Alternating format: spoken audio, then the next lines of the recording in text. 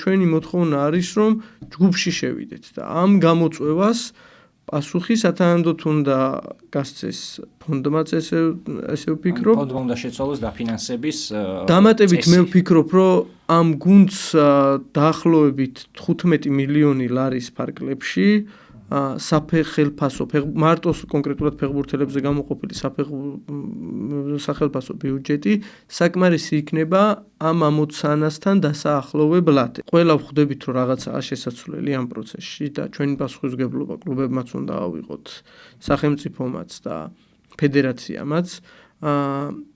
ამ ეტაპზე რამოდენიმე შეხვედრა შედგა ფედერაციის ხელმძღვანელობასთან და უახლოეს მომავალში იგეგმება შეხვედრა როგორც სპორტის მინისტრთან, შეიძლება პრემიერ-მინისტრით ჩაერთოს ამ საკითხებში და მეტი სიცხადე შემოვიტანოთ ამ პროექტთან დაკავშირებით. კაცრად უნდა კონტროლდებოდეს ამ ფულის ხარჯვა და კრიტერიუმები.